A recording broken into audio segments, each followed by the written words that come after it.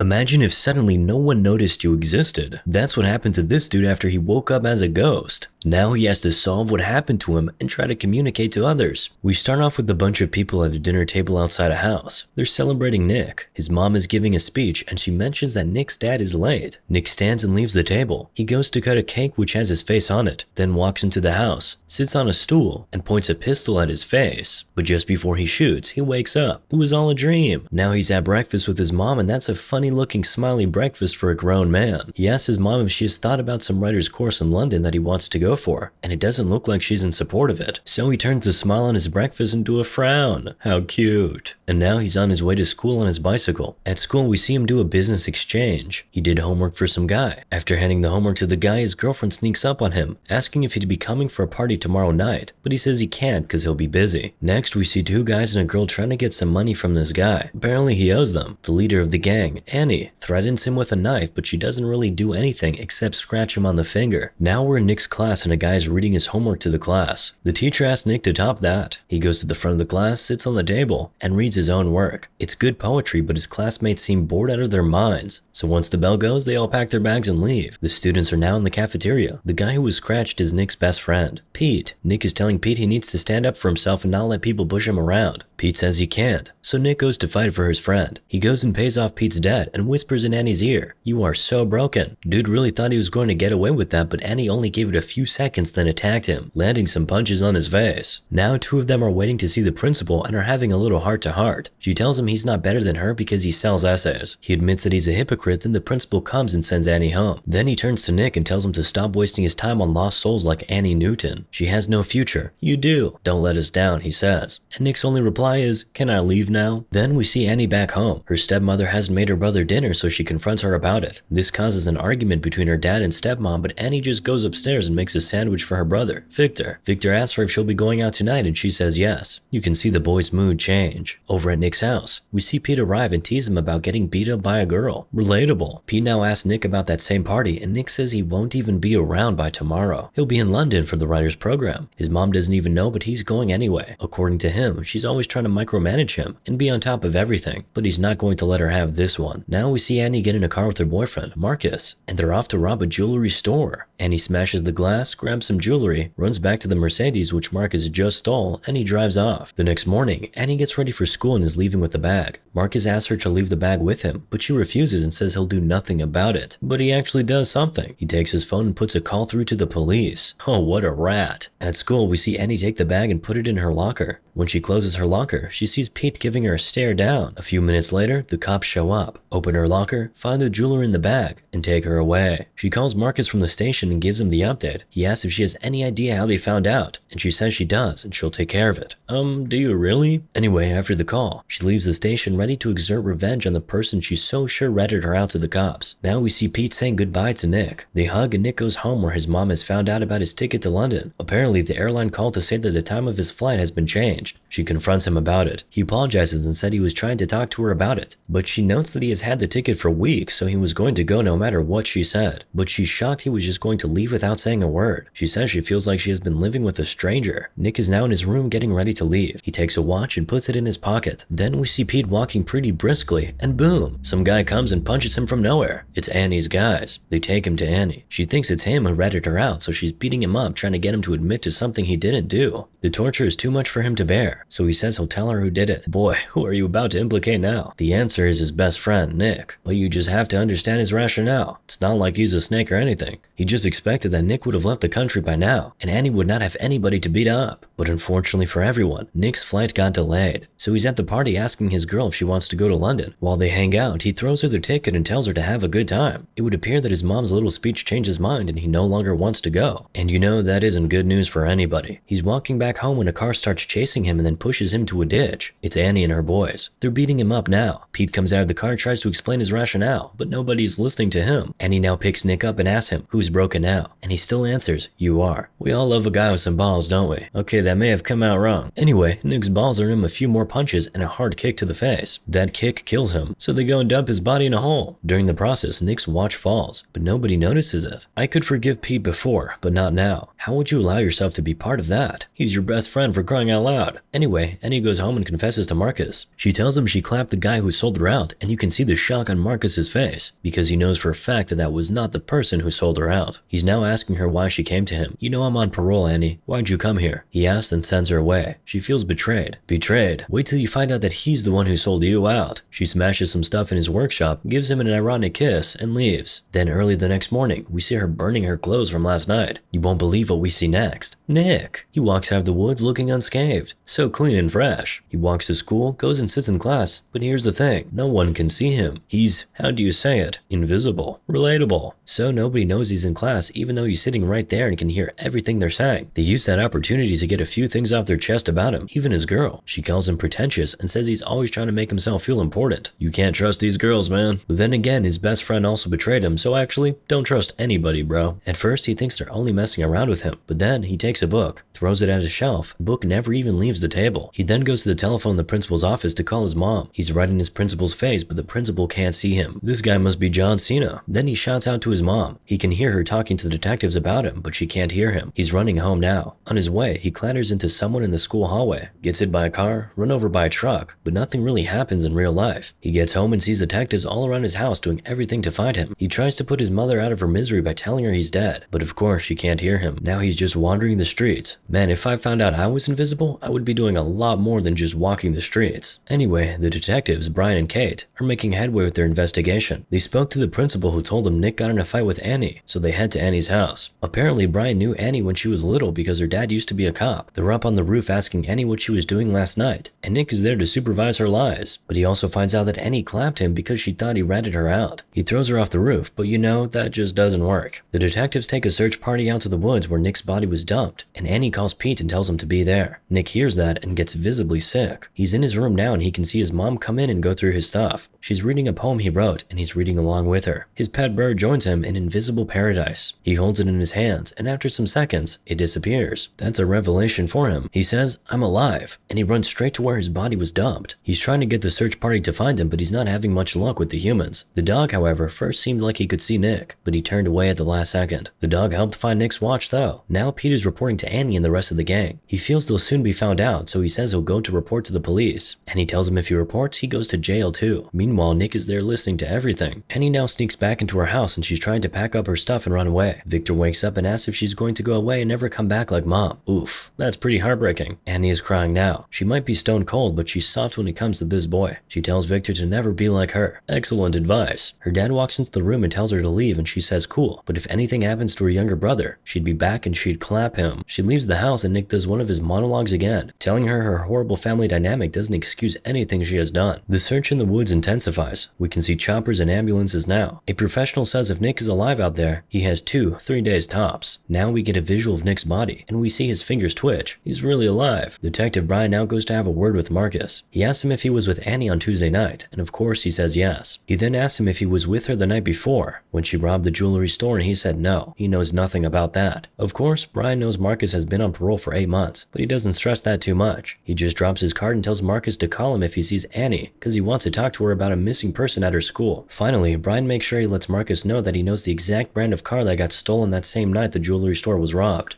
Nick is now telling his mom how he knows this won't change a thing for her, cause she always has everything under control. He's shouting at her, shaking her, scattering everything on her table, even throwing a chair through the window. But of course none of that actually happens. A few moments later, his mom breaks down and starts crying. She's really weeping and calling out Nick's name. Pete is taking a walk under the rain when Marcus comes from nowhere, grabs him, and points a gun at his chest. Marcus tells Pete that he's being followed by the police, and he actually is. He takes him into the woods and Pete points to him where the body was dumped. The next day, Marcus tries to trick Annie to come to a location station so he can clap her, but she suspects something, so she calls Pete and tells him to go instead. Pete goes and is followed by Detective Kate, after Nick did his best to get her to wake up and look. Pete is now at the bridge with the two guys while Annie is watching from a distance, but then Marcus comes from behind her and points a gun at her back. He takes her to the bridge where the rest of the guys are and tells Pete to go home. He runs home. You can see how thankful he was that he was asked to go. Marcus says they have to move quickly because there's a tail on Pete, and he's right, but it's too late now. The cops are already here. Annie then grabs the shotgun from Marcus and is pointing it at the cops, but they're surrounded now. But Annie is one hell of a survivor. She manages to climb out and escape. Peter Parker would be extremely proud. While she's running away, Nick screams, "They'll catch you, Annie," and it seems like she heard him, because she turns around and yells something. So Nick goes, "She heard me." She goes to a club and sells a ring which belonged to Marcus to some guy. After he pays her, she decides to stay back and do a little dancing. She takes off her hoodie and beanie, and is now doing the signature white woman dance while Nick is just watching her. The next day, she goes to her mother's grave, and she says she's sorry. Then Nick starts talking about how sometimes he wishes his mom died, instead of his dad, because of how much pressure she puts on him. He now reaches out to Annie and touches her shoulder. He says he knows she can hear him, so he tells her just to tell them where his body is, but she just stands up and leaves. He follows her. She breaks into the school at night and puts some money in an envelope for Victor, and puts it in her locker. Nick is there to tell her he's dying, and he doesn't have much time left, and ironically, she's the only one who can save his life. You can tell she can hear his voice in her head, so he screams her name and she turns around, but she can't see anybody. She's miserable now. She goes to take a shower, and being a good boy, Nick makes sure not to look. Meanwhile, Nick, the one in the hole that is, opened his eyes at this point. Annie is sleeping now in the basketball court, and Nick is right beside her, running his hands through her body and calling out her name. He oversleeps and is woken up by the basketball team that comes in for practice. How are you a ghost and oversleeping? Or sleeping at all for that matter? Anyway, now we see Annie in Nick's house. She's going through his old photos and getting nostalgic. Do not tell me these two are falling in love, because even Nick is out here smiling while his body's decaying in that hole. Thankfully, Nick's mom comes in and kills whatever romance was brewing. Annie runs out of the house and straight into the woods to where they dump Nick's body. And Viola, the body isn't there. Nick is telling Annie that someone was there to move his body and he's asking her to think. She sees the substances that she found with Pete days back, and that tells her that Pete was here, so she goes after Pete at school. Pete is now telling her that Nick didn't even rat her out in the first place. He then confesses that he and Marcus moved the body, so she goes after Marcus. She ambushes him in his car, just outside a police station. Then she takes him to a precipice and tells him to go on his knees. Role reversal moment. Then she points a gun at him. Meanwhile, Pete is trying to self-delete. Nick is begging him not to do it, but Pete can't even hear a thing. But here's the beautiful thing. While Pete is in that transition zone where he's not dead yet, but not fully alive, he sees Nick. They can see and talk to each other. Nick is now asking Pete where he moved the body to at the same time Annie is asking Marcus the same question. They both answer about the same time. After they do, Pete's parents rush into his room and find him in the state he's in, and Annie just leaves Marcus and turns around to go find Nick. But not clapping him turns out to be not a very good idea, because Marcus stands up and shoots her. She doesn't die though. She has enough in her to shoot him and stand up and call Detective Bryant. She tells him where Nick is and tells him she left something for her brother in her locker, and he should make sure Victor gets it. The cops rush off to the dam where Nick's body is, but of course, Nick gets there before them. He finds his body and he's now touching himself. Oh no, not in that way. He's with his body now, but you know, he can't save himself. The dam gates open and Nick is drowning. Kate calls for the gates to be closed and now the cops are looking for Nick. Brian finds him and they all rush there. Indeed, he's alive. They rush him into the ambulance and Annie is there watching from a very far distance. She's still bleeding. She gets into her car and sort of blacks out for some time. She's woken up later in the evening by a cop who asks her to come down from the car, but she doesn't and just drives away instead. As expected, they start chasing her. At the hospital, Nick's mom is watching as the doctors try to save her son. The police finally surround Annie and they all have guns pointed at her, but she hears Nick's voice in her head saying, "I need you, Annie, I need you." And that was all the fuel she needed. She steps on the accelerator and drives through the police blockade. She gets to some place, dumps the car, and completes her journey on foot. Where does she go? The hospital, of course. Nick directs her to where his body is being operated on. She gets there and Nick's mom goes, "You have some nerve," the moment she sees her. Nick tries to play peacemaker, but you know, mama can't hear you. So Annie has to do it all on her own. She says she just has to talk to Nick, but Nick's mom lands a slap on her face. Annie then tells her that Nick is here, that she can feel him and hear him, that she knows what he wants. Of course, she doesn't believe her. So on Nick's directive, Annie tells Nick's mom about that time she was in his room reading his poems, and how he was with her then. She now asks Annie what she wants, and Annie says she just needs to see Nick. She can help him, but his mom says no. Annie hands her her gun, and says she knows she can bring him back. She finally lets her go in. Annie is now running her fingers through Nick's body. She apologizes to him and begs him not to go. while. She takes off her necklace, which once belonged to her mom, and puts it in his hand while she joins him on the bed and snuggles with him. When she does that, the invisible Nick disappears, and the real Nick wakes up and calls Annie's name. Annie says she wanted to do one good thing, and Nick tells her she did. She saved him. Then Annie taps out. Then we see Victor playing with a toy plane, and Nick shows up and has a conversation with him. Victor says his sister died, and Nick says they should send her a message. Victor's message is simple and short. Hey Annie. So Nick writes that on the plane for him, and they fly it. Moral of the story? I don't know, but that was sad.